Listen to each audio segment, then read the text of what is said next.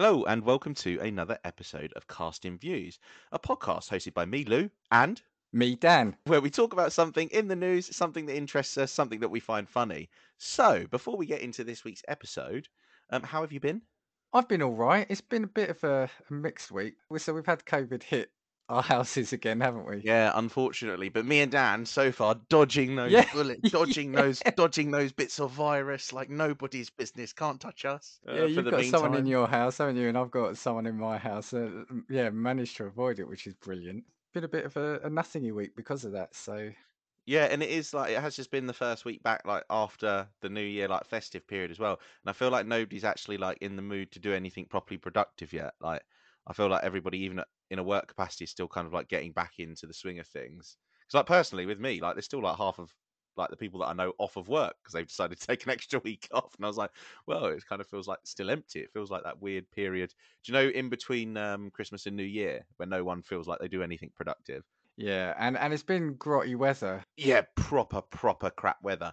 And it's also, I feel like everybody in the country is just in one of those moods because it's also like the longest period anybody goes without being paid, isn't it? You get paid early before Oh Christmas, yes, and now yeah, we're into yeah, that January period. So people are waiting like 6 weeks for their pay packet rather than four as well. Because I can't remember what you call it, but the Monday before the end of Jan is like Blue Monday, isn't it? Because you get paid before Christmas, you spend more money than you should. And then after the Christmas period, you're like, oh, fuck. Oh yeah, I remember the other thing that just put me on a downer this week. Obviously, when this goes out, it's a week later. But was the news of Vialli, Gianluca Vialli, passing Yeah, away. actually, really, That hit really me more sad than I news. thought. Yeah, yeah, very sad news. He had pancreatic cancer and he actually got over it. Well, got over, when I say get over it, I guess you can't. But he fought it once and seemed to be kind of in remission. And then it came back. Was it late last year? He was kind of I taken believe so. Yeah, seriously yeah. ill. But yeah, it was like kind of something, a story that kind of had kind of followed him around. He was only young because he was mid 50s, wasn't he? I think it was 58, which is no age. Yeah, He's one of those players that whoever he's played for, it doesn't matter because he just seemed like such a nice guy. yeah, And so it yeah. doesn't matter if he played for your rivals. Yeah. Yeah, he kind of like transcends the football tribalism. He's kind of like a Ronaldinho or like a Kaká kind of character. But yeah, like we saw sports because me and you talked about it. We saw Graham Souness, who's like for any Americans listening, who's a soccer player, who's a notorious hard ass, break down in interview when he was talking about him as well, which is a strange thing to see out of Graham Souness as well. And you know, testament to the man that was Viali. And he refused to talk about the football side of things with him, didn't he? He Yeah, said, I want to talk about the man, which is interesting because, yeah, often it boils down to a career somebody has had in sport. yeah. And he wanted to focus on him as a person. Yeah. Yeah, and that's the quite nice thing because I mean we've also had. Do you know what it is? I know that we're going off on like a huge tangent now, but we've had a lot of sports stars because Pele was just before the new year, Yeah. which is a huge one. Obviously, I think they had national mourning. They actually had him lying in state, didn't they? For I think was it They 24 or did. Yeah. 48 hours. Huge name. It kind of feels like with Pele's death as well. That last generation of, do you know, like the football legend icons from like Yeah. that original period where it was just getting on television is kind of all gone now. Got a kind of a couple of that 66 England winning team, like the Franz Beckenbauers of the world. But yeah, that was also a particularly sad story. We're not kicking this episode off to a No, particularly no. light-hearted bump, What about are you then? we? Anything else in your week? Anything to call out? No, no, nothing really, to be honest with you. Again, it was just very, very slow. It kind of still feels like I'm stuck in 2022, to be honest, because like everything's just been moving at like a snail's pace. But it's a new week at some point after, I don't know when people are hearing this. It's a new week, but last week if you're hearing this now. We're recording this on the 8th of January, so we're well into January. So, Yeah, this is true. We're actually a third of the way through Jan, so I'm sitting there. Yeah, maybe it should be moving a little bit quicker. yes, Right, but this new episode, week, new episode. Yeah. we'll tease it and then hear from some of our friends. So this week we are looking at product fails. Now, product fails, I think to me, in terms of the way that we briefed it, was just going to be something that was like products that absolutely flopped. Yeah. Now, just before we get into our episode, we've got a message from our friends at the Fuck My Work Life podcast, who you'll hear from now. Is work getting you down? Or do you love your job but want to hear all about the other 98% of the population who don't? Then hop on over to your favorite podcast app and give the Fuck My Work Life podcast a listen. Each week, J&K bring you a variety of workplace stories that will have you laughing even on your worst day. That's the Fuck My Work Life podcast. And we're back. I'm sure Dan's going to be really angry with me because we did like the ad in the wrong place and I've turned around and put it after we've had our chat rather than before. However, No, that's the perfect place. Perfect place. No, all I was going to say was before we start, can I just quickly read something? So, last week's episode we were talking about marketing fails, and then we kind of briefly touched on Twitter accounts of yeah, companies and how they do cheeky ones. Did you see? So today, again, going back to football, it's the FA Cup in England. And you see Stevenage beat Aston Villa. So for the context, Stevenage, I think, are they League Two? So they're like 4 divisions below yeah, they are the Aston fourth Villa. division. Yeah, yeah. Mind you, this was when Stevenage were losing. So Stevenage beat Aston Villa. So it's, the David taking out the Goliath. And there was a substitution. It said, did you see this one? I About did, yeah. Coutinho. Yeah, so Philip Coutinho comes off. The substitution took longer than usual as they had to dig him out of Luther James Wilding's back pocket. So well done. Well Amazing. done, Stevenage Borough Twitter team there. It is Sorry, I just wanted to amazing. say that.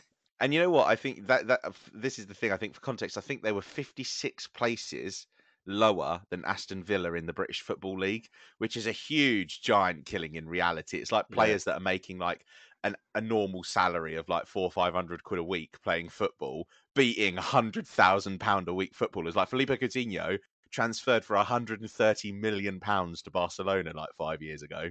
It's kind of like if the year sevens beat the year 11s at football at school. Yeah, yeah. That's the But I kind of guess giant killing it is. I was going to say that's a victory there, but we could say from the Villa fail over to product fail. So I'll get us back on track. Sorry, there you go. Yes, so product fails. I guess this kind of like is an episode that is maybe a little bit kind of linked to episodes that we've done previously with like either marketing fails. We talked about ad fails, didn't we, and that sort of thing previously. But this is going to be more so focused on products that just absolutely flopped, or inventions or ideas that came out and there was just no need for them, or potentially they came out at the wrong time for a couple of mine, I think, or maybe then inspired things that came out. They were maybe too good for the time in which they were kind of put to market. Yeah, exactly. So in mine, I've got a couple absolutely that flopped, but there's one I've actually deleted it, but I'll give it an honorary mention. It came out ahead of its time, and I think that's why it failed. Yeah, I agree. So I've got a couple that I can kind of personally relate to because I've either had this kind of technology and or product, and then I've got a couple that are a bit before my time, but definitely in your time frame, that you might personally remember, but are just kind of big stories anyway. So I'm going to kick it off with what is just a general product that a load of manufacturers released. Now, I've actually got one in my room at the moment, and that's a 3D television. Yes. Right? Yes. So if you remember, it's 2010, right? And Well the done, new well done. technology, because obviously, television companies, there's only so much that you can do. Once you've made a television 75 fucking inches, there's only so much technology that you can advance. It's a little bit like, I think in a podcast episode, we talked about the evolution of cars and how cars haven't really changed very much in 20 years. They're just putting more shit in them. Yeah, like razor blades, just stick another Yeah, blade yeah. in it. Like what? Yeah, this is what I mean. Like, what the fuck? Why do I need like sunglasses holder in my car all of a sudden? Why is that some sort of redeeming feature that I'm going to buy a car for? So anyway, I think television companies all sat down in 2010 and thought, fuck, what can we do? What can we do? Why do people go out? What kind of area of the market can we capture? 3D. People go to the cinema to watch 3D, don't they? They put those blue and red glasses on you. You sit down, you pay 12 quid for your popcorn. What if we gave people the cinema experience at home? So my parents bought into this. Which is why we ended up having a 3D TV. And it could supposedly turn things 3D as well. So even if the program that you were watching wasn't 3D, you wanted to watch EastEnders so that Yeah. Pat Butcher was in your living room, you could make it 3D. But it was horrific. You had to wear what was like these electronic glasses as well. So they weren't the standard ones that you used to get at cinemas, but they weren't like standard 3D glasses. They came with like batteries and battery powered, didn't they? There was 2 types, I think, of 3D. There was the ones that you're talking about, but there was one, but I think that was less common, like the one at the cinema where they didn't have anything in. It was Yeah. dependent on what you saw. But yeah, the majority, I think, they were flickering all the time. Yeah, they were. And I think the intention was to reduce like the strain on your eyes, because if you're watching something with because I guess if you're sat down in a cinema for an hour and a half, it doesn't really matter whether or not you're straining, because the cinemas are dark anyway. It always kind of feels like your eyes are a little bit out of a bit of a rough ride when you come out of a cinema anyway. But I think the intention was to basically reduce the stress on your eyes, because again, in actual fact, this is linking something I didn't even have. Do you remember the Nintendo 3DS? Like Yes, people yeah, complained yeah, of like literally yeah, being sick yeah, and vomiting whilst they used it because they were using like the 3D function. It was just making you like cross-eyed. And so that was the intention. But the glasses were awkward. People that used to go to the cinema. So basically, I don't know what percentage of the country wears glasses, but Dan wears glasses, right? yep, You I wear do. glasses. Yeah. Everyone else in my That's household wears glasses. 50% of this podcast does, then, yeah. 50% of this podcast. And in reality, when you think about the family that we met at New Year, I think Yeah. everyone but me wears glasses. That's true, actually, yeah. So I'm about to be that statistic, unfortunately, at some point in my life. But they're horrifically awkward for people that wear glasses because you can't put them over your glasses. You need to put batteries in them. And then also, the 3D effect was utterly shit unless you were just watching something in 3D anyway. But Yeah. then you had to pay to have the film that was put in 3D additionally anyway. So why wouldn't you just go to the cinema? So it was basically a piece of technology that when people came round, we'd tell them, oh, put these glasses on. We can watch something in 3D. It'd be on for 10 minutes and then it'd be put down. I've still actually got the glasses in a box just in case. It's never been used since 2010. And again, I don't see this feature really on televisions anymore. And it's definitely not something that's advertised. But for a period, there was like commercials on TV that were like 3D TV is the future, and it's people sitting in their living rooms with like dragons jumping out of them. But it was just a piss poor fail of an idea because nobody wanted that experience at home. I have to say, this is absolutely a stellar choice. And I hadn't even thought about this because you're right. 3D was the big buzz in TV, wasn't it, for a long time in televisions. Now, we had one. We didn't go out to get one, but we had to replace one. And it had 3D in it. And I thought, well, we've got 3D in it now. Get myself a 3D Blu-ray player. And, because I was thinking I was just going to buy everything. But then, yeah, like you said, you've got to buy the glasses each. You've got to have the batteries. I can't remember which one it was. It was either, I don't know if it was Interstellar or Gravity. I watched the first 5 minutes. I went, oh, look at that. And then didn't watch it. And I remember when people came round, I would make them watch it, the opening. And that was it. And yeah, it really did go away quite quickly, didn't it, in terms of the buzz? Yeah. Can you even get it now? I don't know. No, so basically 3D televisions are basically just a fad now, and they were a fad probably 8 years ago. So DirecTV stopped broadcasting. So that's an American like programming like distributor or like a broadcaster. Stopped broadcasting 3D in 2012. ESPN stopped in 2013. Now bear in mind they only came out in like 2010 Yeah, as it's a not long. proper like mainstream thing. ESPN stopped broadcasting in 2013. In the UK, Sky moved its content to on demand, and BBC ended airing 3D shows in 2013 due to a lack of public appetite.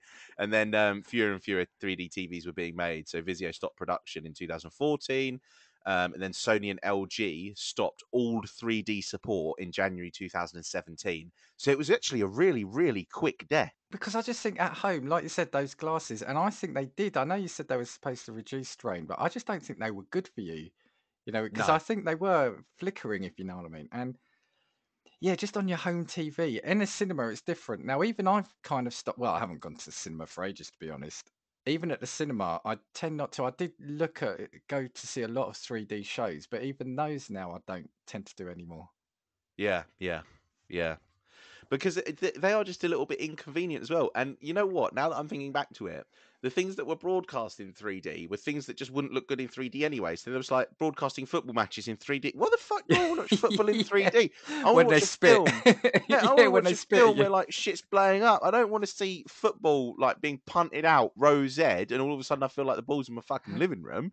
Like, what a crap idea! Why were they not turning around and being like, "Oh, we're going to turn this film 3D and put this on the film channels"? Yeah, But I yeah, don't want similar to Wayne what. Rooney running at me. Yeah, I don't want Wayne Rooney in my fucking living room. Like, I can't think of anything worse.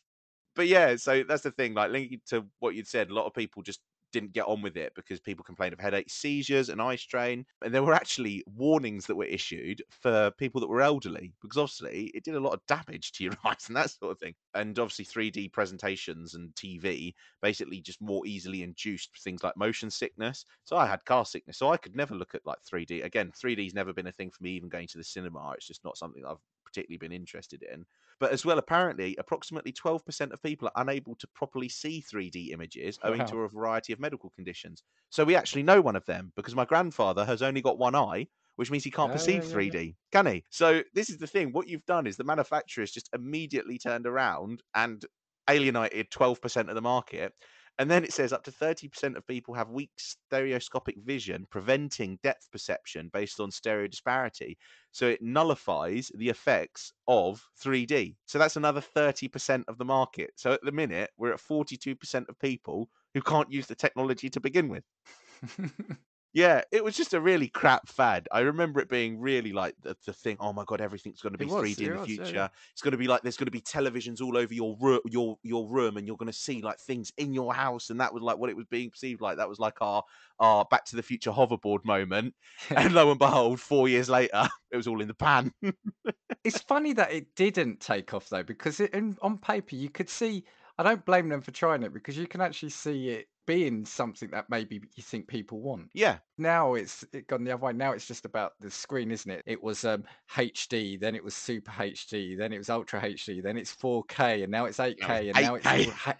HDR lighting and stuff like that. And it's all about Atmos sound, and now it's about throwing all the buzzwords into it. Yeah. So when someone comes around, oh yeah, my TV, yeah, oh yeah, Ultra HD, Super, Super 8K, blah blah blah, yeah, Atmos digital, oh whatever. Could I watch Tottenham lose on it? Yes. Yeah. Basically, I'm like, why do I want to be more depressed than be in the stadium while Tottenham get fucking slammed? But yeah, so to me, yeah, I thought I think that's a great opening. Yeah. it could have been a good concept because again, like there was a fad with 3D in cinema, but it just wasn't a technology that people wanted to bring into the home. Because again, the nature of people going to see 3D, if 3D was popular, all cinema screens would have been charging you extra and just putting all of their films in 3D, wouldn't they? But they didn't Yeah. for a reason. It's just unfortunate that Sony, LG, and Samsung didn't get the fucking memo. I mean, my last thing on this is, but it's something you said is very true, and it rings true even for films at the cinema. If they convert it into 3D, yeah, you can see it as 3D, but it has to be filmed in 3D to be really Yeah, good. exactly. So that's what I think the problem with the ice train was because the images were like artificial. So actually, what they were doing is literally just like duplicating the images and layering them over the top of each other. So that Yeah, if you took your glasses off, it was just like you were. Do you know like when you do like cross your eyes and you can kind of yeah, see yeah, double? That's just what the yeah. TV looked like. So again, Mm. it was very very strange. But glad that it's a fad that died. If you've still got a 3D TV and enjoy it, let us know. Yeah, if you do watch your, you know what? When I get off this podcast, I'm gonna put something on the 3D and see if the 3D function still works. I'm gonna go get a watch battery and put it in the glasses, and I'm gonna see just how shit it is, and I'm gonna turn around, and then maybe we could tweet out or something. You're going to get a message saying, warning, please check you are not in 2010 or something like that. Or it's just gonna turn on. It's gonna be like, apologies, all support for this function has been removed. Or someone in the Samsung like office somewhere's go, yes, they've activated 3D. Quick, You're like, oh quick. my god, there's someone there. Divert all 3D-ness down to that house. Yeah. Oh my god, amazing. Yeah, that was my first one, 3D TV. What have you got to throw at me? My first one is one I remember. Have you heard of the Gizmondo? The name rings a bell, but not something that I could picture off the top of my head. Gizmondo was going to be the next kind of like handheld gaming system, right? Right, okay. It was really quite highly anticipated because it was supposed to have this brilliant sort of feature set and it was aiming to compete against Nintendo and Sony, right? However, with fewer than 25,000 units sold, the Gizmondo was named by GamePro as the worst selling handheld console in history, right? But there's a story. The reason I chose this is there's just such a story behind this, right? And we'll go into it shortly, right? Firstly, there was a lot of hype around this. It actually started out with its origins in the Soham murders here in the UK. So do you remember I think it Oh was the yeah, yeah. two girls. So this was in 2002. A Swedish entrepreneur named Carl Freer had been shocked by the Soham murders. So started to think about what's the best way to integrate GPS technology into a child tracker. And he thought, well, you can create a child tracker, but then you've got to get the kid to carry it, right? So he Yeah. thought, what's the best way to do that? And he goes, well, you make it fun, you make it gaming. And so he thought, create a handheld, right? That was going to be a child tracking GPS. That's how they were marketing it as. It arrived in 2005 with a lavish launch party. And this is what I'm saying to you, how at the time this was a legit product. It was a launch party that featured performances by Busta Rhymes, Pharrell, and Sting. And British Formula One driver Jenson Button appeared on adverts for it because he was going to have his own licensed video game for the device, although it never came out. So, highly anticipated handheld gaming console go up against Nintendo and Sony. Buster Rhymes for Elsting, Jenson Button. So, what could possibly go? What could possibly go wrong? So they said it did have groundbreaking features, such as its ability to operate as an all-in-one camera SMS gaming device 2 years before the iPhone's launch. So far, so good. But on the other hand, it had none of the infrastructure around it. Anyway, we're now going to start getting into why, not just a flop, but why it was quite a magnificent one around it. So it launched with only one game, which is unusual, obviously, for a console. So people started asking questions about how Tiger Telematics company were raising money and who was making the games. In October 2005, a Swedish newspaper did some digging. Deeply embedded in the Tiger Telematics hierarchy was Stefan Eriksson. He was a convicted leader of the Swedish Uppsala Mafia, along with his former criminal lieutenants. Eriksson had been jailed for 6 years for a series of violent crimes that culminated in an attempt to defraud 22 million kronor from a Swedish bank. Furthermore, Tiger Telematics were paying millions of dollars to a development studio, Northern Lights, to produce Gizomondo games. However, it was soon revealed that Northern Lights owners were none other than Carl Friert and Stefan Eriksson. After this article came out, both of them resigned their positions. However, the company wasn't done yet. Tiger Telematics already promoting a widescreen version of the Gizmondo, and there were rumors regarding talks with Microsoft to produce an Xbox branded version. However, all that this is the line here though. However, all of that ended on a stretch of the Pacific Coast Highway with the destruction of a rare Ferrari Enzo. Right. Ericsson was found in February 2006 by the California Highway Patrol standing next to a Ferrari Enzo that had been sheared in half after hitting a power pole at 190 miles per hour. Further investigation revealed that the car had been leased from the Royal Bank of Scotland by Ericsson, but he stopped making payments, effectively making the car stolen. Ericsson was charged with grand theft auto and served 2 years in a California prison before being deported to face more charges in Sweden. The scandal was the end of the road. European financial investigators found that Tiger Telematics had sustained net losses aggregating 382.5 million in 45 months, and the Gizmondo was relegated to a sensational footnote in video game history. Now, in the UK, it launched on 90th of March, priced at £229. That is a big price tag. That Yeah. is. And they basically had flagship stores in Regent Street. And you could also buy it through high street stores, supposedly like Argos Dixon's, Courage John Lewis, although it was never clear how many units were sold in those channels. In the US, it launched later in, 22nd of October. The retail price there was $400 for a unit without smart ads, or $229 for a smart ad able device. And just two final things on it before we just generally talk about it. The Gizmondo launched in the UK with only one game, Trailblazer. The console launched in the US with a lineup of 8 titles. A further 30 titles were known to have been developed for the system, but all were cancelled before their release due to the bankruptcy. Jesus. It does have one claim to fame. A reference to the Gizmondo is made in the British movie Goal. Have you seen that? I've never seen it. It's that like shitty produced football film, Yeah. isn't it? When a meeting takes place in the Gizmondo store. So I think that's probably what sealed its fate. Yeah. But yeah, so I chose that more for the story around it. But yeah, basically just trying to say it was this really big hyped console, handheld console, that just sold literally a handful. But it was all the scandal then behind it that basically, I think, forced it into that failure. Can I just say, just in that last minute, I wanted to see whether or not we could turn around and buy a Gizmondo. And they are on like the second-hand market for like 250, 300 quid still.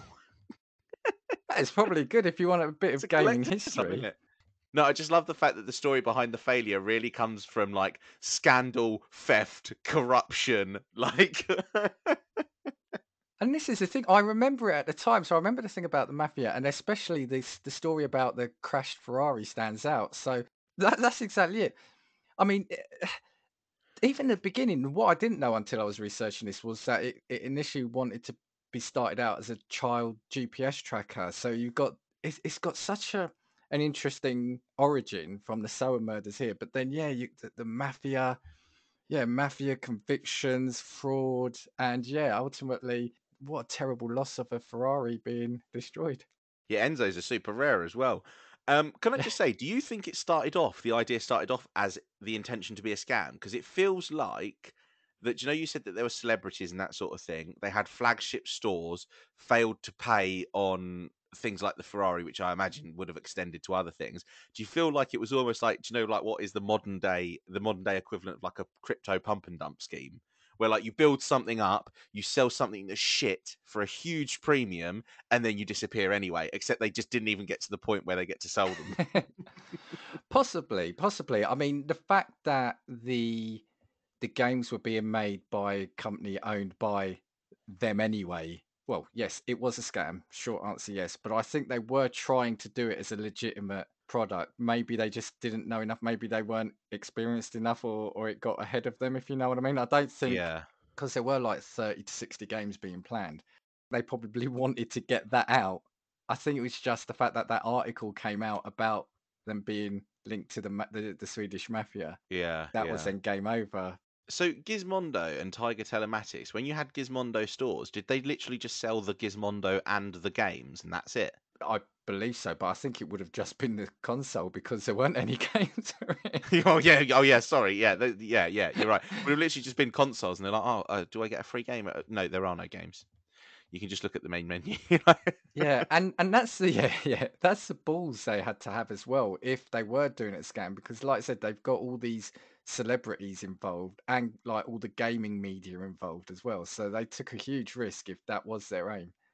Yeah. Do you know what? I feel like a lot of the technology ones are going to come from that early 2000s period where people were creating tech that they thought was a great idea, and like, it was like a period of time where like the internet was just very accessible at the tips of your fingers and that sort of thing. I Yeah. feel like this age has kind of produced the biggest shithouses when it comes to technology. Well, it's funny. My next one, when I get to it, is from the early 2000s, and that definitely fits them more. So this one is a product fail. It was said as one of the worst selling handheld console in history. But like I said, I chose it more because of the story behind it. But the next few things I've got are definitely more of a definitely fail.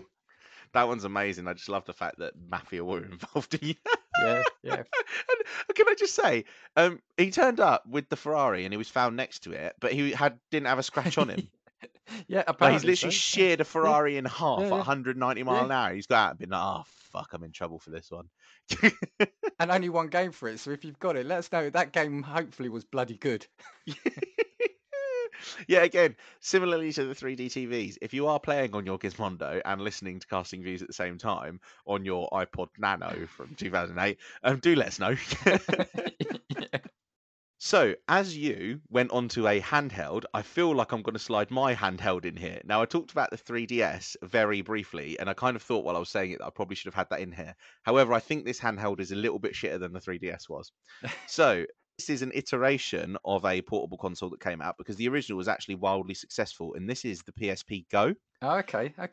So the original PSP came out in a variety of models. I think they were branded like the 1000, 2000. I had an original one of the 1000s. Yeah, I think I had the 1,000 as well. Yeah. Yeah, and it had those like little discs that were basically just like mini discs that came in that like white plastic UMD, I cart. think they called UMDs. it. That's That's it. the one. Yeah. That's what it is. It was a bloody good console. It was bloody good. It was amazing. It was like the first time where you felt like you genuinely got like gaming console quality on a handheld console, because you had stuff like the Game Boy before, but it was like that pixelated screen and that sort of thing. But the PSP was actually brilliant, and the game selection was basically just like PlayStation console level games on the PSP. And looking at the original release dates, I didn't realize it came out as early as 2004, which is crazy to me Wow. because I feel like I was a lot older when I first owned mine. Yeah. But yeah, the reason I bring up the PSP Go, and the reason at the beginning of this episode I said that I relate to a couple of them, is because I also owned a PSP Go, and it was shit. Really? And I that's don't because, remember that. Yeah. yeah, so the PSP Go came out in 2009. So I had an original one. The PSP Go came out in 2009, and it released, and it had no facility to put physical discs in. That's right. Yep. So it was Yeah. download only. So basically, if you had a PlayStation account, so this came out after the release of the PlayStation 3, so you had all your online PlayStation accounts, you logged onto your PlayStation account and could basically just download games onto the console. It was a little Really? bit smaller than the original PSP, And it had a rechargeable battery. Because I don't know if you ever remember, but the original PSPs like had a battery slot that you could take out and replace it with a new one, and then That's memory right. Yep. card slots and all of that sort of thing. You could actually put a SIM card, I think, in them as well to get like online connectivity at one point. But the PSP didn't have any of that. It was basically just like a self-contained device that you couldn't put anything in, and it had, I think, 16 gigabytes of internal memory that could be extended. And you had like little, you remember those like little tiny memory cards that you Yeah. could put in your Yeah. PSP for like extra Yeah. additional storage? But obviously, you had to buy one with the PSP Go because you had to download games. Now, the problem with it was that it released at $250. Now, the PlayStation 3, when it came out, what did the PlayStation 3 come out at, do you reckon? I'm gonna say 350. It came out at 300. Yeah, so you bang on. It came out so the PSP Go was only $50 less expensive than the PlayStation 3 It's console, that ridiculous. original fat console. So obviously, to begin with, the price point was absolutely mental. They actually did Yeah. ultimately drop the price to $199, didn't change sales at all. Then they began bundling it. So I got a bundled one because I got 10 free Oh, games. So not only did they drop the price to 199, they also gave you 10 free downloadable games. And games were expensive. They still are expensive downloads unless you get them on sale. But the games were like full retail price games, but yeah. only Yeah. for download. So they were giving you the equivalent of what was a game at the time, maybe £40 a pop. I think £35, £40 a pop at the time. Easy. Yeah. Yeah. Yeah. Yeah, so they're basically giving you the equivalent like £400 worth of free download to your PSP in order to sell them. It was horrifically unsuccessful. They turned around and basically ceased production of the PSP Go in April 2011. So it was discontinued outside of North America. So it had only been released in 2009, right? And then it was then discontinued, 2 years. Yeah. in two years. So again, it was just a horrifically quick death. I remember turning around and getting it and thinking, oh, this is cool because it's downloads. But it just came at a time where we weren't ready for downloads because internet speeds weren't there. People didn't want to pay the premiums because you have to remember this was like the prime time for shops like your CEX where you could go and just buy a game for 15 quid because it was secondhand, plug it into your thing. And the PSP sections in stores were huge at the time. So you could go in and buy your secondhand games, whereas here you had to download them and they were all just at full retail price, even if the game had been out for a year already. But yeah, horrifically unsuccessful. And I think that that brought about the death of the PSP because if you remember, they released the PS Vita. Do you ever Vita. remember That that one? didn't get any love, did it? Yeah. Not at all. It was like that touchscreen thing. And when you look at them, they're actually brilliant little things. Like it came with touchscreen technology. It had tactile buttons on the back that was like a touchscreen as well. Again, it was all downloadable. But I think that they focused on I think if you'd have made the PSP Vita with the ability to put a game in it, it would have probably Yeah. kept up Yeah. with the DS. And that's kind of the period as well where all of a sudden Nintendo took over the market and they were just absolutely slamming Sony. But yeah, really sad end to what was originally a brilliant console, but they just got it wrong. And I think again it was too advanced. I think if you released a games console like that now, but the problem is you can get all of this stuff on your phones. But for kids now, if you released a games console like that and you could put full retail releases in the quality that you get them on console at the tip of your fingers, and you can download stuff from the internet and download them and have them all in one place, I think it would probably do all right now. I just think it was kind of wrong time. They tried to innovate too quickly, basically. It was a shame. Shame. Definitely now because most of my catalogue is all digital now. Yeah, 100%. Again, it's just easy. They do more sales now. Like you said, even now, an RRP digital game is still 50 to 70 quid, which is ridiculous. Yeah. But they go on sale a lot quicker now. But going back to what you said, yeah, because the original PSP was beautiful. I loved it. It was a really big, and when I mean big, I don't mean oversized, but I mean it was a nice chunky console. Yeah. Big screen, big, really clear screen. And it was like I said, you were playing a PlayStation game on a handheld. You know, it wasn't Yeah. like a half the game or anything. Yeah, I agree with you. I think the digital only was too soon, especially in this country where broadband really didn't really kick off till it was probably coming in around then and probably beforehand. But I would say it's only in the last kind of 10 years now. So, that broadband's really taken a foothold, hasn't it? Yeah, and that's the thing. Well, sorry, and the infrastructure of broadband being as good as it is now, it's only in the last sort of even handful of years, really. Yeah, and that's the thing. It was accessibility, I think, in reality. Again, this is what I mean. It came before the technology that would have facilitated it Yeah. Do you know what I Yeah. mean? It came before the access that people had to the technology that would have made it a great thing, and that's what the problem was. Yeah, Well, you've got the Xbox Series S now, haven't you? Which is digital only. It's got no disk drive. yeah. So that And that even is the new ultimately that. PlayStation, and even the new PlayStation came with a digital version, didn't it? The PS5 That's came with true. digital only. So when you look at it, this is what I mean. If you'd have released it to me now, because when you think the Nintendo Switch, I think has done all right, to be fair, but that's because they're offering you what are kind of like console level Nintendo graphics, because we all know that stuff on the Nintendo is a little bit limper than it was on PlayStation. That sort of thing. But that does have cards, though. You games that has got physical games now. I just don't think it's got big memory. I think you can only have one or so. Don't know if you have to install it on the console. But there, it definitely does have physical cards you can put in. Yeah, you've got physical cards for it. I've actually got one of them as well. That's only been Oh, played yes, once, you I do. think. So yeah. Here I am telling you what a Switch is. Yeah. But I downloaded all of the games onto it, and I turned around. And I was just like, well, I can't be bothered to go out and buy the cartridges anyway, so I'll just turn around. But again, it's because sales come, and so you can turn around and put the games on it.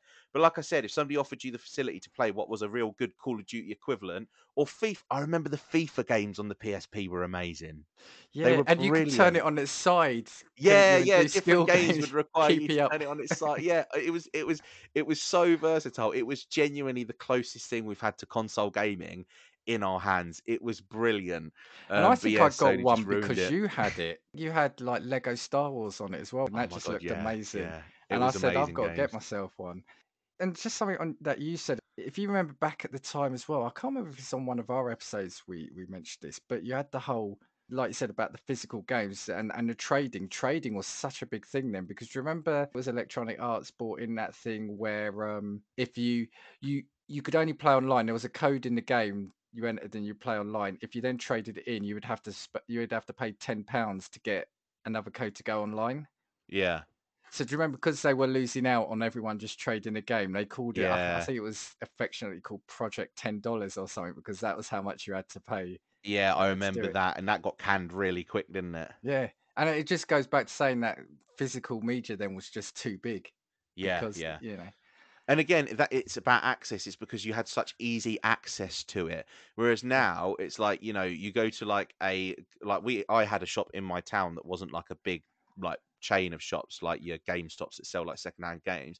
But I had one in the town that I lived in, which is a relatively small town, that had secondhand games for every console that you could have imagined. Whereas now I have to travel for that. So I would yeah, download things digitally yeah. because I can't be asked to go to the shop specifically to look for something that they just might not have anyway. Yeah. I've got a couple of stats on it as well. So Go for it. in the United States, the PSP had sold 10.5 million units by January 1st, 2008. In Japan, during the week March 24th to the 30th in 2008, the PSP nearly outsold all of the other games consoles combined in that Wow. period in Japan. Wow. As of December 2008, this is just before the release of the PSP Go, the PSP had sold 11 million units in Japan, and in Europe it sold 12 million units as of May 6th, 2008. And then when you look at from 2006 to the third quarter of 2010, the PSP had sold 53 million units. Cool. When you look though at the end of its life cycle, because the PSP and the DS were basically in direct competition at one point. I remember having both because that's just Yeah. what you did. You played Yeah. Nintendogs, Yeah. and then you had the Yeah. PSP for FIFA and stuff like that. Honestly, that's all it was. You played Mario, you played Nintendogs, and then you had the PSP for the games that were just a little bit more fun, I guess. Nintendogs. But yeah, so shipments to North America of the PSP ended in January 14. So this was after the Vita was released. And then sales of the device in Japan ended in 2014 as well. Production to the rest of Asia actually continued. But during its lifetime, the PSP sold 80 million fewer units than the DS.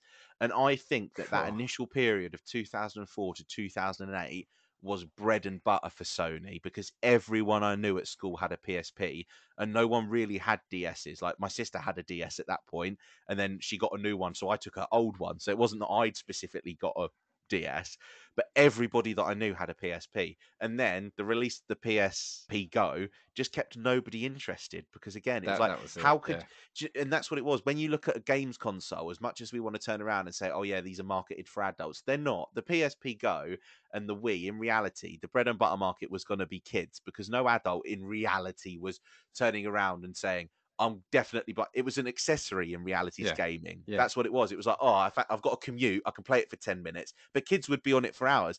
But when they release the digital one, kids don't have credit cards that they can go and buy games on, Yeah. but they can turn around and say to their parents, "Oh, can you buy me that game in the shop because we need to go out and it's easy because there's one round the corner." But you weren't going to trust your kid with your credit card details putting it into the PlayStation store, were you?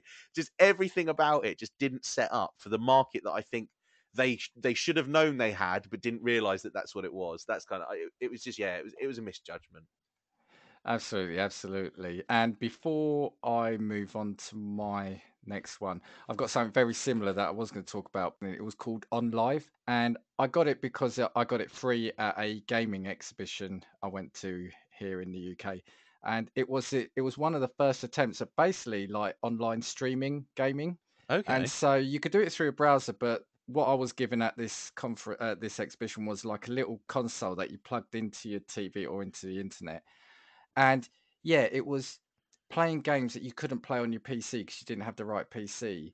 Because it was like you're playing it on a server in Switzerland or something somewhere, so you're getting the video. You're base. Do you know what I mean? It was the first attempt at streaming, like Stadia or whatever. Now, ultimately, it failed. It only lasted a couple of years, just because, again, like we're saying, the infrastructure just wasn't there for it here. The lag Yeah. wasn't great. The lag was awful, but it was innovative at the time for what it tried to do, and also it had like an arena or a spectator mode. So it was almost like the first edition of Twitch because you could watch Oh, people okay. play the game and then decide if you wanted it.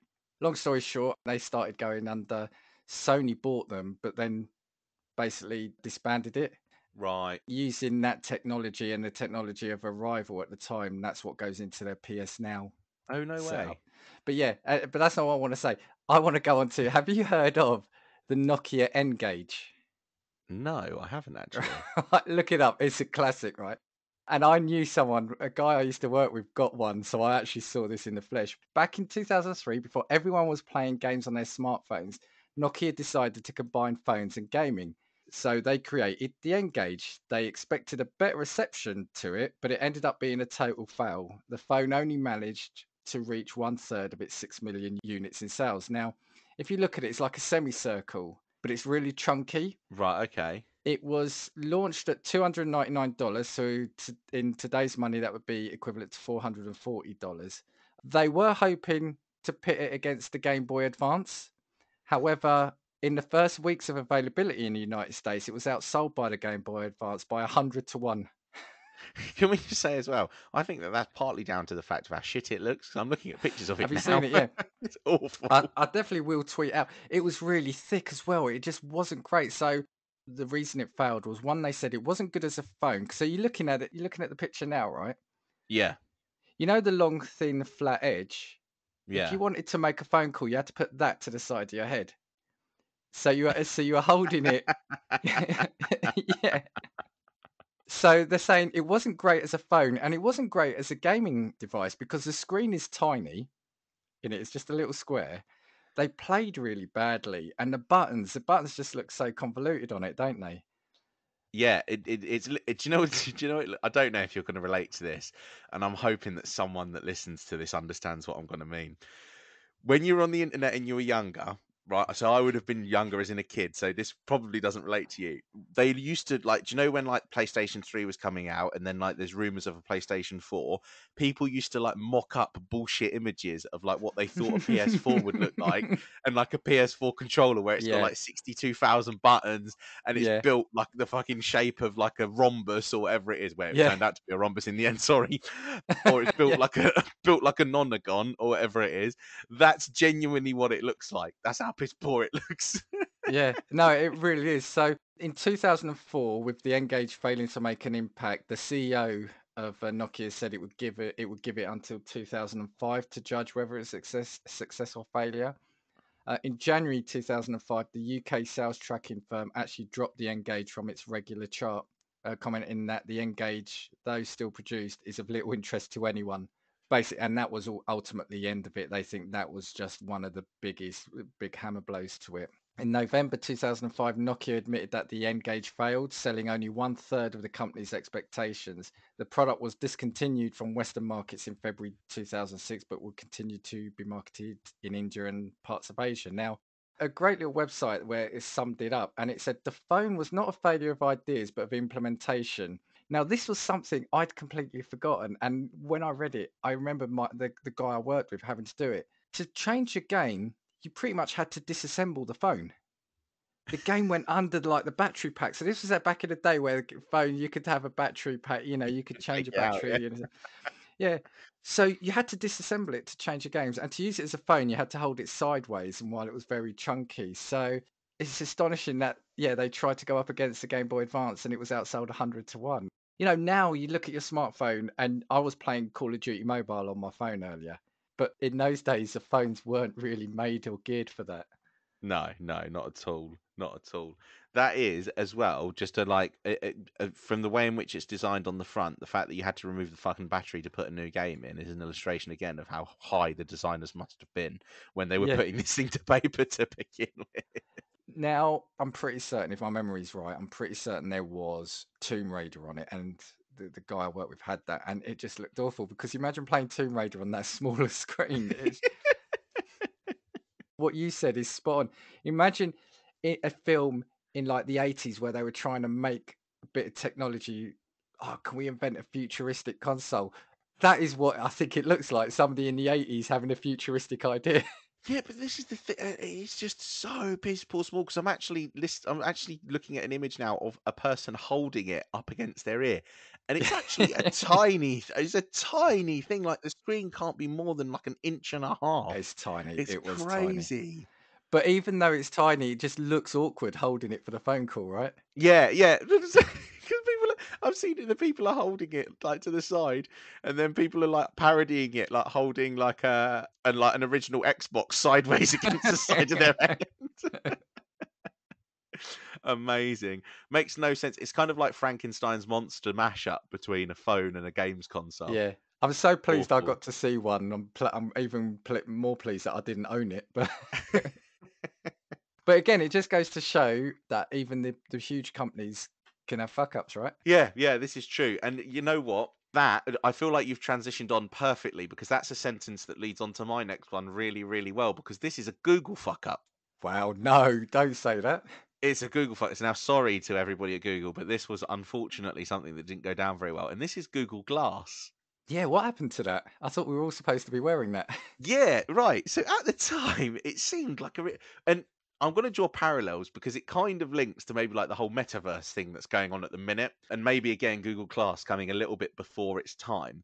So Google Glass was a brand of smart glasses, and it was developed by Google with the mission of producing, basically putting a computer on your face, so it displays like a heads-up display in real life. Yeah. So you're looking like through the glasses, and it can put things in front of you. A little bit like, do you remember in Heavy Rain, he puts those glasses on and he teleports to that place and he's got all of these screens in front of him. A little bit like that. It was released at $1,500 for like the standard version. So this is 2013. $1,500 is fucking expensive. Mind you, a pair of glasses now could be £500. This is true. Imagine Google are like, yeah, if you want us to thin the lenses, that's an extra 600 quid. The anti-reflective coating, that's an extra 20 quid. Yeah. Selling it with extras. So there was a load of concern with it to begin with because it had like a camera that could record at all times. And so people thought that it was going to break like privacy laws and that sort of thing. Because imagine if you walked into like a toilet and you're wearing your Google Glass and all of a sudden it's recording, becomes like a bit of a predatory thing almost, which is a little bit weird. It actually received so much bad press that people that were seen to be wearing them were referred to on the internet as glass holes. I've not heard that before. Brilliant. Which I thought was absolutely amazing that they got memed that early. Yeah. It was strange. So it had a couple of features. There was like a touchpad on the side, which was like do you know, like a laptop touchpad, I guess, where you could turn around and like put commands in, if that makes sense. Okay, yeah. Which would have made you proper look like you're in the Matrix or something, wouldn't it? If you're just walking down the road, like looking at things. It had a camera and it actually recorded 720p video, which I guess for 2013 That's quite good, actually. Yeah, it was all right, to be fair. And then obviously the display basically could put up like a heads-up display, like you would do in like, you know, modern cars, I guess, put them up on on the screen, don't they? There was issues with like the development of apps because Google had an issue with developers and said that they wouldn't be allowed to put ads on their apps or charge fees for any apps, but that might change in the future. So I feel like there was nothing that was ever going to be produced for it produced for it to begin with, unless it was a Google app. So it was brilliant if you needed directions because you could just put your Google Glass up and it'd tell you which way to walk down a street. But why would you pay $1,500 when your phone was already doing that anyway? That's exactly what was running through my head. Is the idea itself isn't necessarily bad. It's just not needed. Yeah, yeah, not at all. And then again, it's like it had like voice activation. So again, even in that sense, it kind of like the practicality of like walking through a street, turning around and having like I find it annoying enough when people have got ear pods on, but at least I know that they're talking to someone because they've got something in their ears. Imagine somebody just walking past in what look like sunglasses, randomly talking to themselves. Yeah, Again, and strange imagine if imagery. imagine if you're talking to someone and you don't even know if they're actually paying attention to you or reading something on their glasses. Yeah, this is the thing. And do you know the whole privacy thing? If you walked up to, if you just walked about your daily life with a camera or with your phone up, recording whatever you were looking at in your day to day activity, people would have a problem with that, whether it was justified or not. So it's going to create issues just generally. Again, it was a really strange thing. And I feel like, though, again, it kind of came a little bit too early because I feel like now, so there were different iterations that were released. So in 2017, Google announced the Google Glass Enterprise Edition. Now, what the Enterprise Edition exactly is, I'm not actually too sure. And then it released the Enterprise Edition too. So I think they just came with additional Probably features. contact lenses. Yeah, yeah, very, very strange. So the Enterprise Edition 2 had like Bluetooth, on-head detection sensor, and an eye-on screen sensor for power-saving features. So does that mean if you fall asleep with it on, it turns off because it knows that your fucking eyes are closed? Like again, it just I don't get it. I don't get it. And again, the limitation of what you can use it for is to me, if you're turning around and saying that it puts a visible arrow up when I'm walking down the street to tell me where I'm going, I'm not paying 1,500 quid for that privilege because there's just a limit to what it's doing No, for me. you've got Google Maps on your phone, and plus, it's just people are already distracted and mindless enough. You put that on them, and we, as a civilization, I think, end. Yeah, well, it's funny that you say that because there were safety considerations. So it was reported that while wearing Google Glass, you were likely to, wearing Google Glass in the UK, it was likely to be banned while driving, and it was to be made a fixed penalty offence following a decision fought by the Department for Transport. So in 2013, in West Virginia, there was a law that was introduced that talked about texting while driving, and it would also ban using using a wearable computer with a head-mounted display. Now, of all the products at the time, I feel like that's directly aimed at Google. But yeah, there was a driver in California who was ticketed for driving with a monitor visible to the driver because he had a Google Glass. And Okay, apparently he was the okay. first driver for fined wearing it. But imagine it's true. Like you could be turning around and this is what the problem is as well. Like when it comes to a safety concern, like we have an issue already with people using phones at the wheel. Imagine now all of a sudden you've got a head mounted computer with a heads up display. You can't even tell if someone's distracted now. So whereas the police can evidently see you holding a phone to your ear or looking at it in your lap, they can't tell whether or not you've got wearable tech on. Really bad idea just generally. And you know that I can't remember what episode where we talked about people exploiting or using technology for bad things, but you know that that's where it would go. Yeah, and it might be good in certain instances, certain professions it might be good, but in everyday scenario, again, it's just not needed. Unless they get rid of the smartphone, you won't need Google Glass, I think, or anything similar. Yeah, so one like counterpoint to that. So there were a couple of instances in which I could see really good useful applications.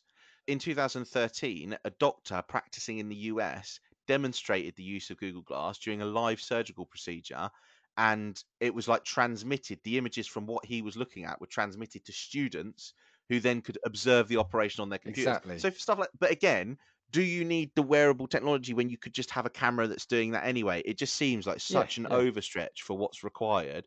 It's very, very strange. I don't know. Unless like it's turning around and identifying that's this artery and that's that and that's that, then Unless it just makes it a little bit more realistic, 'cause it is right over their eyes, almost like they are seeing it rather than watching it on a TV yeah, in an yeah, that's true auditorium. also. Yeah, that's true also. Yeah, no, that's a good one. And again, huge company. Yeah. And can I just say, how much of a failure was it? Have you ever seen anybody wearing a Google Glass? I've never seen it in the wild. Yeah, neither have I. So illustration of how badly Google fucked that one up. I'm now in the realms of food and drink, so I'm leaving technology Okay. behind. But one thing I will say, there is someone out there who's got an N Gage Gizomondo 3D TV and Google glasses on the side somewhere, And if you have, we'd love to hear from you. Seriously. Yeah, my next one. We're going to bring our friends back from last week. I'm going to bring Pepsi back. Oh my God. Right. Okay. So something called Crystal Pepsi. It Can I sounds just like a say, drug. right? Yeah, it does actually. It does. It sounds like literally a brand of something that Walter White would sell. Can I just say as well, there's definitely no sponsorship incoming with Pepsi because we've No, ragged on them for 2 episodes in a row now. but this again is plus for Coke. I found this. I was almost giving up, and then I found this one site, and it had this brilliant line. They opened the article up by saying, "The drink that made you feel like you could fly, but tasted like sadness." It's a weird thing behind this. They were saying that up till now, 100 years of colas, and it's brown. Everybody knew it was brown, and that's what you were used to. Anyway, they're saying Crystal Pepsi was a disaster for the brand. It was certainly excited, and like most failed products, it led to funny stories. It was ahead of its time and too transparent for its own good. Basically, what they wanted to do was just make a clear cola. Right. Okay. But the problem is, they said it tasted horrible. They said, one, it actually gave people anxiety because they didn't know what to do with a clear cola. So they said, you're giving me a cola that's traditionally you can't see through it and is brown, and now it's clear. But also, they said the taste wasn't that good. Sorry, I've got it here. So it was most definitely clear when Pepsi made the product, but certainly didn't taste it because it was nothing like the original Pepsi. So one of the biggest reasons was the taste. While Pepsi had trained its consumers to associate brown with cola, it's not entirely out of the world to think that with the right kind of marketing, they could have changed consumers' minds to think that clear Pepsi would have been awesome. But Yeah. the marketing didn't explain why consumers needed clear Pepsi. It was just marketed as something that had been thought up and now existed. No reason was given as to why we needed to be excited about it.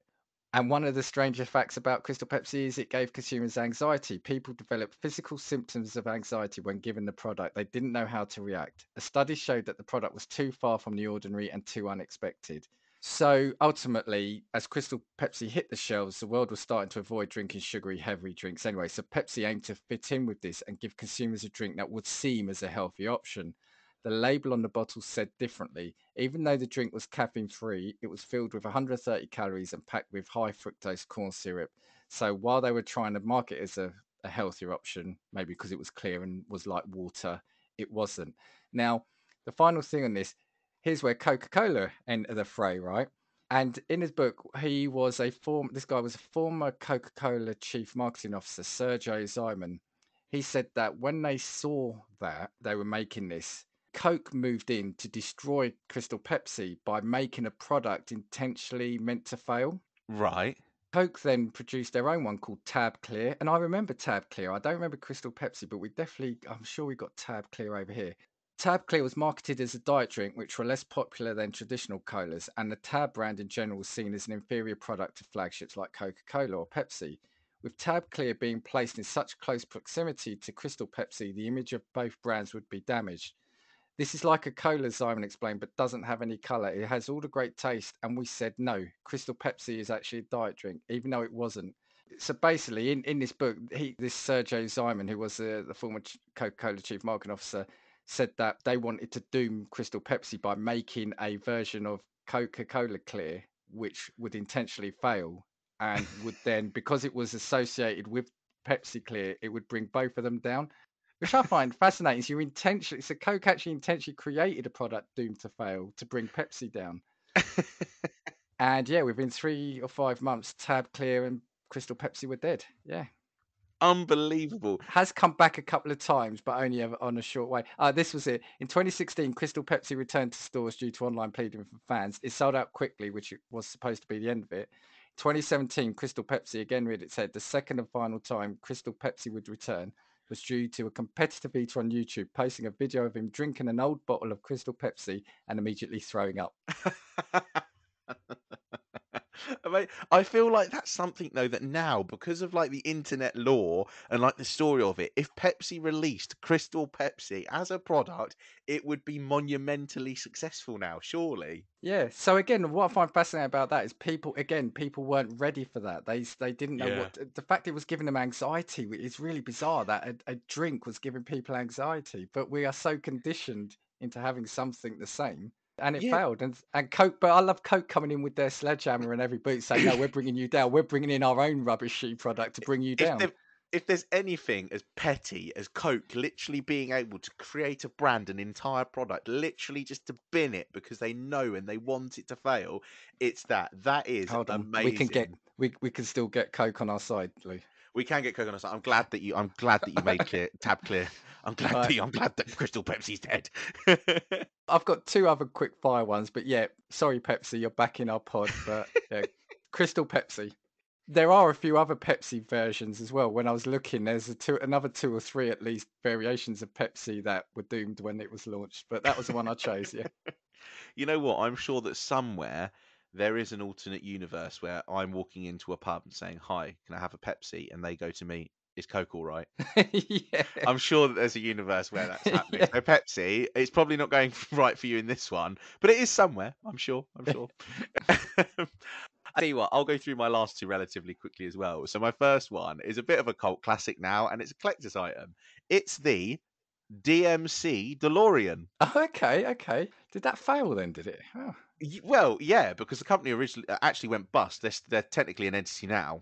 For anyone that doesn't know what the DeLorean is, you'll just know it as the car from Back to the Future. It's what made the car really famous because it yeah. actually was in production from 1981 to 1982. It was a really, really short lived. And it was basically a rear engined two-seater sports car and it had gull wing doors.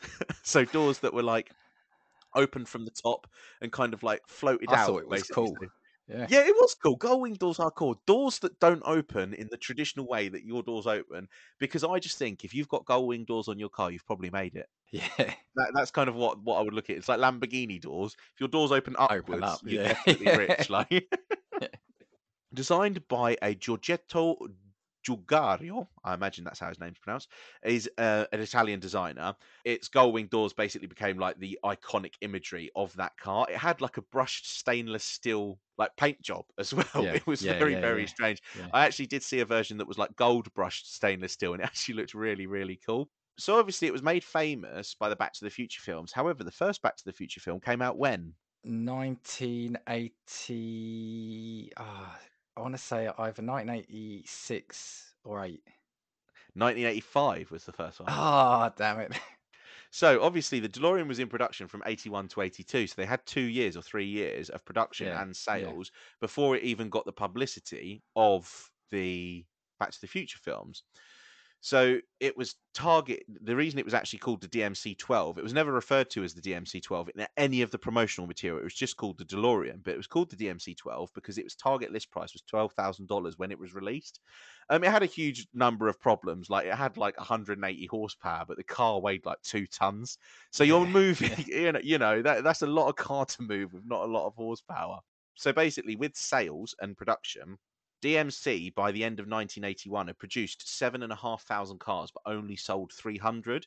Obviously, the US had fallen into recession at this period of time. Like the mid 80s wasn't a particularly good time financially for any of the Yeah. Americans. Yeah. October 81 was the highest month of sales because they sold 720. But after that, it basically completely dropped off. So they produced 7,500 and sold less than half. They actually had priced the cars for immediate clearance because the company had gone under and it had been taken over by like administrators. I think that's what we'd call them, but I think in America Yeah. it's called receivership. So there were 343 dealerships which were requested to buy 6 cars each to help save the company. Of the 343 dealerships that were requested to buy cars, how many do you think actually put orders in? I'm not. How many were there again? Sorry. 343 300. dealerships. 50. None. Not a single dealership Oh, I put in thought I an was order being harsh. I thought put I in was an being order for harsh. DeLoreans. So basically, dealers were already sitting on unsold inventory because there was literally hundreds sitting in warehouses. And in 82, the production at the factory was actually shut down. They tried to revive sales by literally offering huge discounts to dealerships and offering massive warranties for like 50,000 mile or like 5-year warranties, which was like not heard of at the time. And the VP of DeLorean actually said after resigning, the car could never be sold in the numbers that John DeLorean predicted. It was actually quite sad because when the shame, yeah. film came out, Yeah. the want for the DeLorean actually increased massively. They became huge collector's items, and Yeah. even to this day, they're really It's expensive iconic. things to pick It's up. Yeah, iconic. Yeah. yeah, they are Yeah. iconic. It's just a shame because if it had been produced at the same time in which it had been used in the film, it Yeah. probably would have survived, and DeLorean probably would have continued to have made cars. They probably would have been shitty. They probably would have gone under at some I point. think it absolutely would have survived. I think it would have. That film, what it did for that car, Yeah, is it's yeah, unbelievable because that's what you do. You look at if you I've seen one in real life, and I was like, oh my god, it's the Back to the Future car. You don't even yeah, look at it as yeah, a DeLorean yeah, because yeah, that's yeah, what it yeah, did for you. But yeah, actually quite a sad story of what was a cool concept, and it was supposed to be a sports car, but wasn't quite a sports car. And I feel yeah, like it's a story of, again, it's a little bit like smaller brands trying to get into big boy territory. yeah, Like you yeah. can't compete with Porsche, who's got heritage of hundreds of years of car, Exactly, a hundred exactly. a year's worth of car design, and you can't really compete with it. But yeah, DeLoreans are now collector's items anyway. So I guess the company kind of won in the end, if that makes Yeah, sense. its They legacy probably has, and I sold think more models in one year than they did real yeah, cars. and I think they're coming back now. Either last year or this year, I think they are making a comeback. Yeah, well, the DeLorean actually still have their website up and running. So I imagine that afterwards, it's probably an instance, where like the Concorde name was up for like £1 or something because the brand had been so damaged. But yeah, you can go on the DeLorean website and they've still got DeLorean is unapologetically human. Is that because humans are a little bit shit? Oh dear, what a shame! What a shame. But yeah, they've got a new model called the Alpha 5, but I imagine that this company is in no way related to the original DeLorean brand, if that makes sense. It's probably just a buyout. But yeah, quite a sad story of what was an iconic product. I think so. I think so. Like I said, a shame. A shame. Timing is everything there. Can I do my two? Because they really are quick fire, and then you can Yeah, go finish for it. on. You've got one more. I've got the Evian water bra. I've Evian, never I'd heard never of heard it. of this. 2005, as one of the best known brands of purified water in the world, Evian occupies an enviable position in the broader beverage industry. In 2005, the company decided to diversify by manufacturing a support brassiere that could be filled with water. The garment's primary purpose was to offer women a cool alternative to traditional bras during hot months. It also featured a small pouch that could hold a bottle of mineral water, which, yeah. Perhaps unsurprisingly, the bra failed to catch on and was discontinued after its introduction Amazing. shortly after its Amazing. introduction, sorry. And Colgate in 1982, that actually came up with food. So in 1982, Colgate came up with the weirdest brand extension idea. They decided to sell frozen dinners. This plan backfired probably because consumers couldn't help but think that the Colgate food tasted just like the toothpaste. No company launches a product thinking that it would decrease sales of their other products, but Colgate should have seen it coming. Their toothpaste sales plummeted after the launch of the kitchen entrees line. So yeah, Colgate got into frozen dinners for a brief period of time. I'm just seeing Colgate beef lasagna. Yeah, yeah, that's the one you see. And it is weird because again, going back to the cola thing, we shouldn't. Why shouldn't we accept that? But it's just you associate something with something. Oh, like another one I saw very quickly was Heinz brought out for kids a range of different coloured ketchup. So Right. you'll see there's a purple one, and people couldn't get it around their heads that that was ketchup, so it didn't catch on because it was all different colours. So yeah, they wanted their ketchup to be red. Sometimes brand familiarity can be a destructive thing for you because you've got people so invested in the idea of what your product is, you can't change it at that point. It's like when we talked about New Coke in like the last Yes, yeah, episode. yeah, yeah, Like yeah. you cannot get people on board when they are so used to what it is, and it's that old Mm, adage of like, just don't fix what ain't broke. We don't need to. absolutely. I'll run through my last one very quickly. I don't know if you remember this. It was in '89 was when it released, and it's the Nintendo Power Glove. Oh, I remember seeing it. I never saw one, but I remember reading about it. Yeah, Basically, yeah, it was intended to be like the original motion games console, a little bit like the Wii, and I guess ultimately it acted as the precursor to the Wii. But basically, the year's 1989, the technology is crap, and it looks like something that you would have seen on like a Doctor Who villain of the yeah, time. It's kind yeah, of what it looks like. Or do you know, like an original Star Wars film? It looks like yeah. something that would be on like a Stormtrooper or something like that. Yeah, it had like a keypad panel on it, but basically the reception was poor because it pretty much didn't work. It didn't work. It wasn't very good. 2 games were released with specific features with the use of the Power Glove: Super Glove Ball, which was like a 3D puzzle game, and Bad Street Baller, which was a beat 'em up. Both were I playable love with a that. Sorry, standard Super controller. Glove Ball is like, we need to make a game that people will know they can use the Power Glove on it. What are we going to call it? Super Glove Ball. Yeah.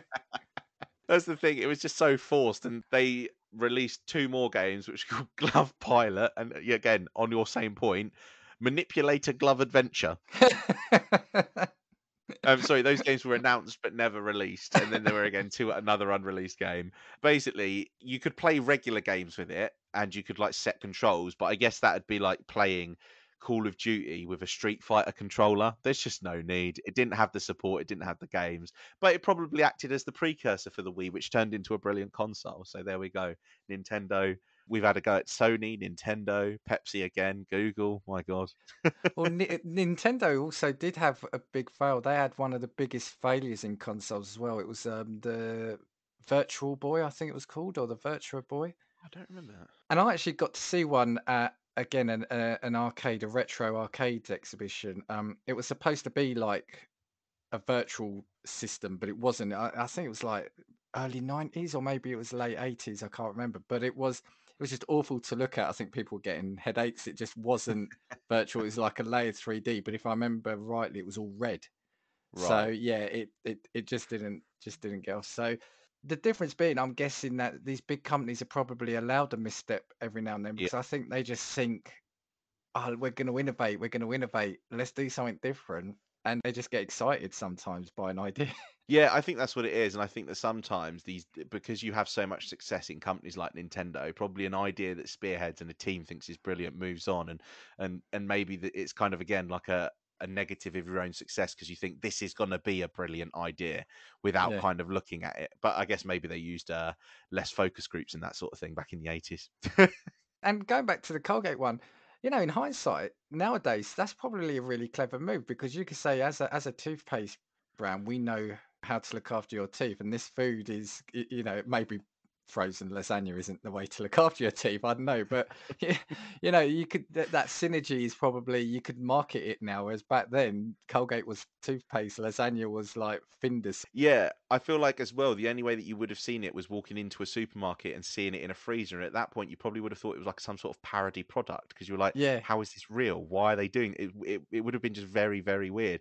But again, I think nowadays companies have the ability to take better risks because they can reach people with the marketing a bit easier through your phone. Like you can market to people directly. And so I guess you can kind of get the message out to consumers prior to anything even being released. Whereas there, in the kind of 80s and 90s and even in the early 2000s, it was just hit and hope, really. yeah, and like the Power Glove you mentioned, it is ridiculed because it basically didn't work, but they were trying to do something at the time that was innovative, Yeah, but it's just not right. I mean, now yeah, look, you've got proper virtual reality now, haven't you? yeah, yeah. And do you know what? One of my favorite pastimes is just watching people play virtual reality games and fall over, punching the bystanders in their house, because they get so Jumping caught into up. TVs. Yeah, jumping into. But it's just, yeah, some of these you think, again, it is a shame for them. But did those failures, is that what has led to the successes of today? Who knows? If we didn't have the N Gage, if we didn't have the Power Glove, Yeah, would we have some of the things we've got today? Who knows? Who knows? yeah. It's a cool point. And I do wonder now, when we look back in 10 years from now, what will we think was a fail? Like, are we only 2 years away from the total destruction of like the metaverse? Because it feels like crypto and NFT is kind of dying a bit of a death at the Well, minute yeah, as well. yeah. Well, I was actually thinking that, yeah, it's like, if we were to do this in 10 years, if we're still if we're still doing this in 10 years, let's not think that there isn't going to be stuff from like the 2020s, because like you said, yeah, crypto feels, not crypto, NFTs feel like they have gone now, haven't they? It feels Yeah, like yeah. they're done. Yeah, it'd be interesting. I wonder if, yeah, in like the year 2040 or 2050, what the product fails of 2020 look like. So It will be interesting, and maybe we should look back. Maybe we should turn around when we're 10 years older. So, well, God, if you're still with us. sod. Sorry, Dan's not that old. He's not really that old. He does remember the Power Glove, so he is quite old, but not that old. I remember Um, reading about it. I remember reading about it. Let's get that straight. Yeah. Amazing caveat. Do let us know if you had any of the products that we've talked about today. Do let us know if you still have the products. Do you have a PSP Go or a Power Glove sitting in your loft or in in your garage somewhere. If you do remember these things, drop us a comment. You can tweet us at castingviews or even pop us an email at castingviewspod@gmail.com. Dan, have you got any last comments for us? No, just as I say, just if you like it, subscribe, rate, review, give us a 5-star where you can. I think we've had fun doing this. Yeah, I think this one's actually been really good. I feel like there's much more as well, because while we were sitting here talking, I'm thinking about the 3DS and being like, oh my God, there are so many products that were just utterly crap when they came out. We could do this I think again, we've got like more. in a We've got sequel. in a few months. I reckon we could definitely come back to it. Yeah. Yeah, I feel like we're eventually going to do a part 2 to the advertising marketing fails, and we'll probably do a part 2 to this eventually. Yeah. But that's been me, Lou, and Dan, and I will leave you with, we know there are many podcasts from which you can choose, and we thank you for listening to Casting Views. 1, 2, 3, 4. If I want your opinion, I will give it to you. Come on, take what we've got, 'cause you need it. Don't make us get